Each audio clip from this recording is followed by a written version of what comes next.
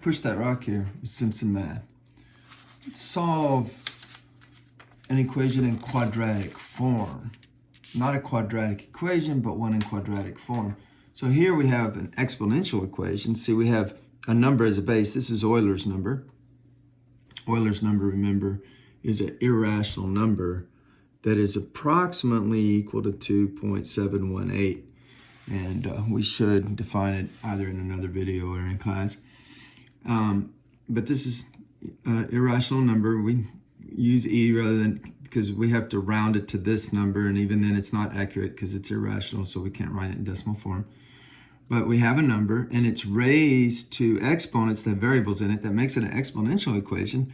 But we say this equation is in quadratic form. Why do we say that? Well, when you have something like e raised to the 2x, that's the same thing as having e to the x raised to the 2. Because remember the property that says x to the r raised to the s, you can multiply the two exponents, r times s. So I could multiply x by 2 and get 2x. So this and this are the exact same thing. And now we see that, first of all, we have three terms. Well, we had that in the beginning, three terms. That's like a quadratic. We have one term here in the middle that contains a variable, and then we have that term that contains a variable being squared.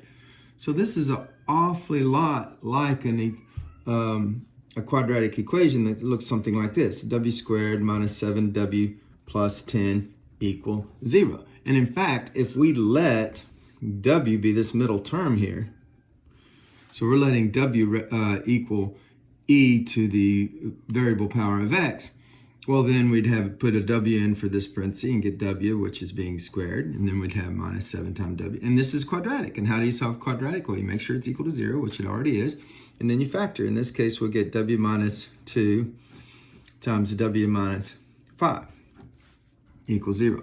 Because w times w is w squared, and then it's either 1 and 10 or 2 and 5. So I chose 2 and 5. 2 times 5 is 10. When this is plus, they both have to be the same sign. They both, two positives make a positive, or two negatives make a positive. I chose negatives because I saw this minus. And then I check to see if it gives me the middle term. That outer time, the outer gives me negative 5w, and the inner time inner gives me a negative 2w, which adds to negative 7w, so it was easy to factor. Now I set the factors equal to 0. Because I have a number times a number equals 0, one of them has to be 0.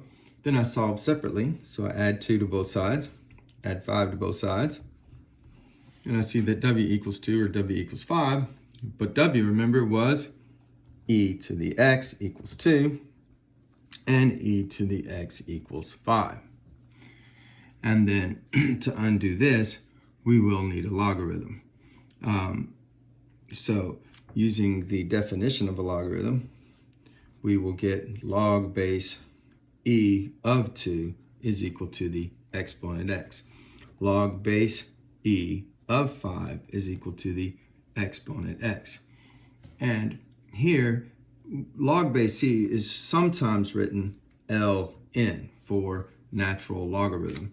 So the natural log of 2 is the x value, and the natural log of 5 is another x value. And these are the solutions. They're irrational numbers, so we won't try to write them down, but we can kind of guess at their values if we needed to. So, and we'll learn how to do that in class. This is going to be about 7/10. How do I know that? Well, remember that e is 2.718.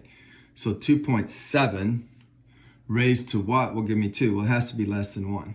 So I chose something slightly less than 1. And then natural log of 5 is going to be, well, 3 squared is 9, and 2 squared is 4, and we're talking about 2.7 to what will give me 5, right? And if 2 squared is 4, and 3 squared is 9, and then we have 2.7, and we want to know what would it take to, as an exponent, to make that 5. You know, well, we think it's going to be something slightly larger than 1, but not squared. That would be bigger than 5. 2.7 squared is going to be around 7, so certainly not as big as 2. So maybe x is about, I don't know, we'll take a wild guess and say 1.5, and that's as good an estimate as anything. Okay, you can type it into your calculator and verify this. If you need accuracy, of course you'll use your calculator.